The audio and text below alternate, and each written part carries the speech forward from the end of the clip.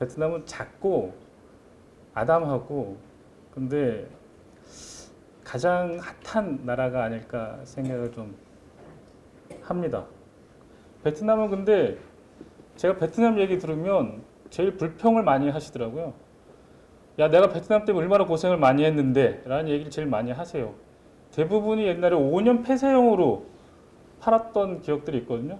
근데 한참 좋았다가 꼬꾸라지면서 환멸을 못 해갖고 개차반이 났던 안 좋은 추억들이 좀 있으셔갖고 하지만 지금 시대에서 여러분들이 재테크를 한다고 하면 시대를 읽고 상품을 매칭을 한다고 하면 4차 산업하고 채권형하고 베트남이 아닐까라는 생각을 좀 해봅니다. 베트남은 키워드가 몇 개가 있는데 첫 번째가 이 한국의 1970년대, 1980년대라는 사실입니다.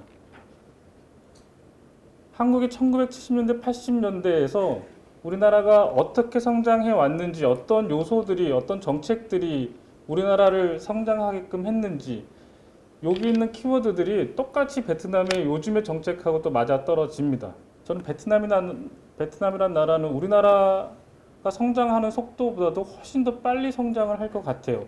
베트남을 투자할 때 제일 중요한 키워드는 긴 호흡입니다. 전체 시장도 160조밖에 안 돼서 삼성전자보다도 시총이 좀 작은 나라예요. 그게 매력입니다, 지금. 크기 전에 있는 나라, 근데 크려고 하는 나라, 어느 나라보다 많이 크려고 하는 나라이기 때문에 베트남은 여러분의 포트폴리오에 꼭 들어가야 되는 그런 나라입니다. 한 해 한 해 지났을 때 우리는 2% 성장을 할 때 베트남은 6%씩 성장을 하는 나라입니다.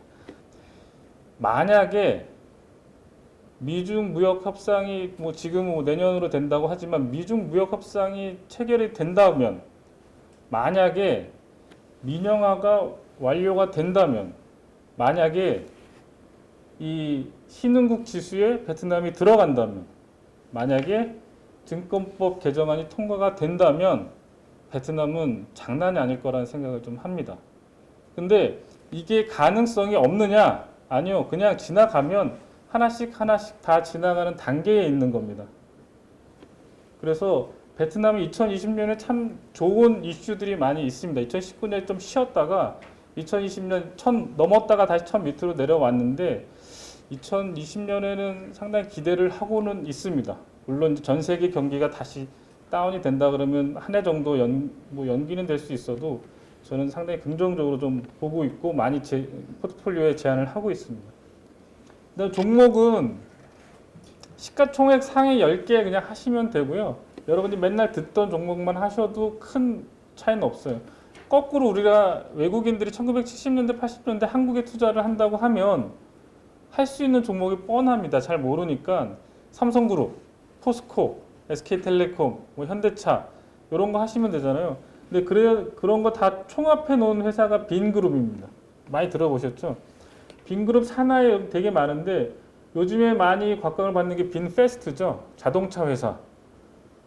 현대차까지 포함이 되어 있는 거죠. 그 다음에 빈홈즈 여기가 이제 부동산 하는 회사. 다 있어요. 빈그룹 안에는. 그래서 빈그룹을 사든 빈그룹의 빈홈즈를 사든 빈홈즈 사는 건 약 삼성물산 사는 그런 개념이겠죠. 그래서 엄청 많이 올라갑니다. 근데 이렇게 많이 올랐다고 해서 나오실 필요는 없고 아까도 말씀드린 것처럼 베트남이라는 나라는 우리나라의 70년대, 80년대이기 때문에 아주 긴 호흡으로 그냥 없는 셈 치세요. 없는 셈 치시고 가시면 제일 좋지 않겠나 싶고 단돈 10만 원이라도 적립식 펀드 하셨으면 좋겠어요.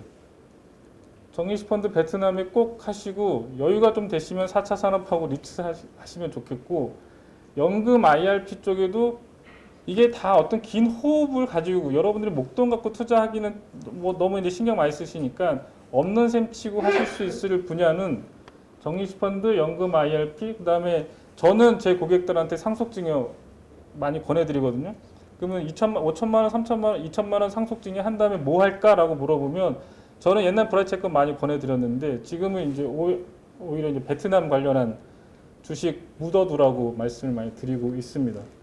저는 기다리는 자에게 가장 확실하고 큰 수익을 줄 수 있는 나라라고 생각을 합니다.